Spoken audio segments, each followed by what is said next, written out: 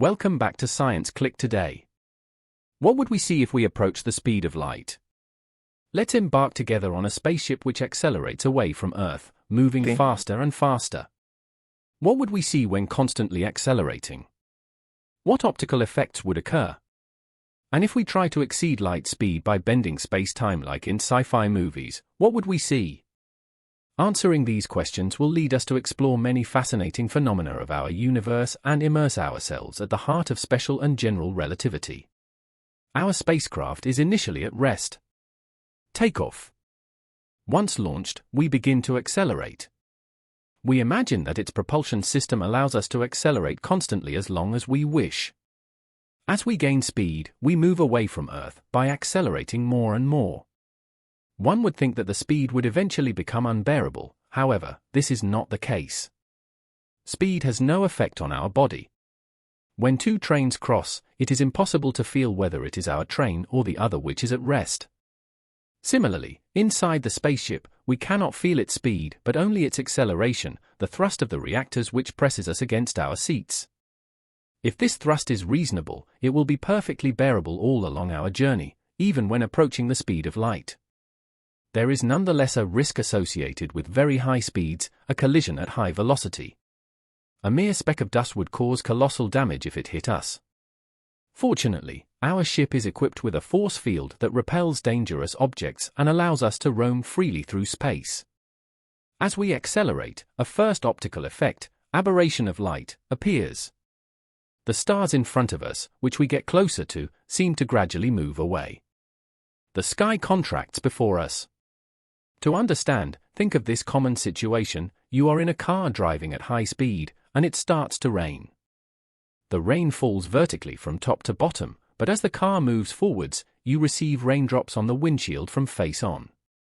The rain does not appear to fall from above, but from the front, as if its trajectory were tilted, and the more you accelerate, the more the rain seems to come from face on.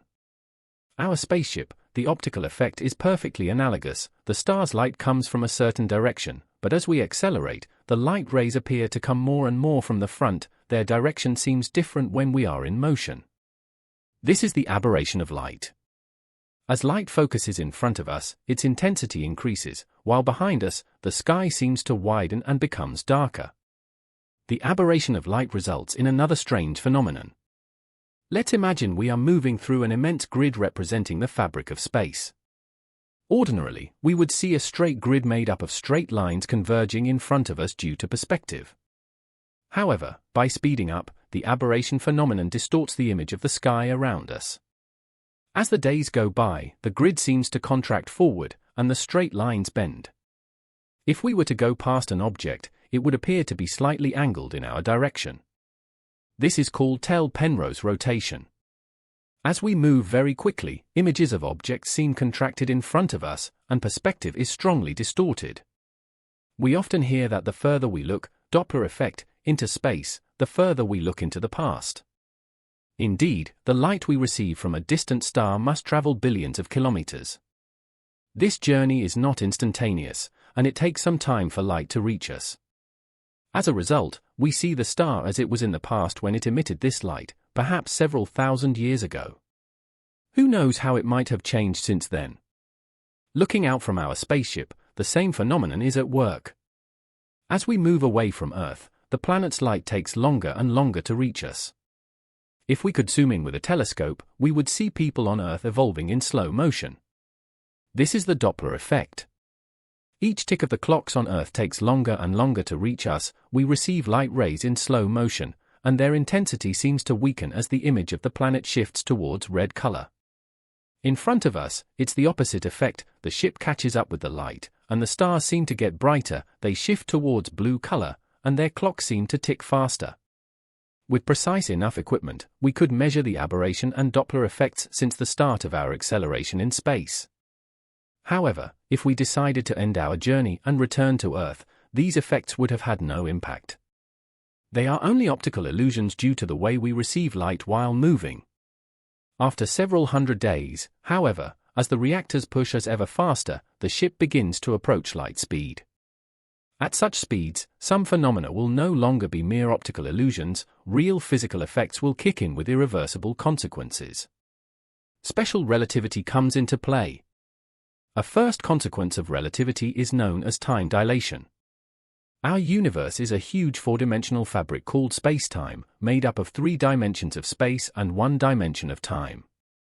Inside space-time, all bodies trace a trajectory since they all advance towards their future. For takeoff, our ship was moving in the same way as Earth towards the future, but by picking up speed and zooming away from Earth faster and faster, our trajectory gradually deviated from that of the planet. The axis we call time is no longer aligned with the time axis of people on Earth. If we decided to turn around and come back, our clocks would have measured a different time, and we would have aged less than Earthlings because our trajectories in space-time would have been different. Another key consequence of special relativity is called length contraction. When a body moves close to light speed, its length gets contracted in the direction of its motion. From the spaceship's perspective, the entire universe is moving backward. For us, the universe is contracted along our direction of motion. As such, the length of the journey to reach our destination is shorter than expected. We are not talking about optical effects anymore, but of a physical and concrete phenomenon. If we tried to reach a distant star, the journey would genuinely seem shorter to us, it would take less and less time the faster we move. Thus, contrary to popular misconception, it is, in fact, possible to travel thousands of light-years in just a few seconds. And in the case where we would move almost at light speed, the journey would even seem instantaneous to us. For the people on Earth, however, several thousand years would have passed. Length contraction is a very real phenomenon. However, visually it would be difficult to see. To understand why, imagine that we cross the orbit of a planet. As it moves very quickly towards us, the planet's length is contracted. But remember, the farther we look into space, the farther we look into the past, and from our perspective, the back of the planet is located further in space than the front of the planet. The image that we receive from the back of the planet has taken longer to reach us, so we see it as it was in the past. Even if it is contracted, the planet does not look like it because we receive the image of its back with a delay. Rather than contracted, it appears to be rotated. This is a phenomenon we have already seen, Tell Penrose rotation. When we move very fast and look to our side, the edges of the object around us seem shorter in the direction of motion. This can be interpreted either as length contraction or as a rotation, as a change in perspective. For the same reason, a person watching a zoom by would not really see our ship contracted but rather rotated on itself. Over time, our field of view continues to contract. It intensifies in front of us while going completely black behind us. By accelerating more and more, we would perhaps expect to reach the speed of light at some point. What would we see then? This question might be one of the most fundamental in relativity. The answer is no, even if the ship accelerates constantly, we will never reach the speed of light. That is because the speed of light is absolute. You may try to catch a light ray, but from your point of view, it will always escape at the same speed, the speed of light. You may accelerate as much as you wish, even if from Earth, you would seem to approach the speed of light, from your point of view, you are still motionless, and light escapes inexorably. In short, it is strictly impossible to exceed or even reach the speed of light.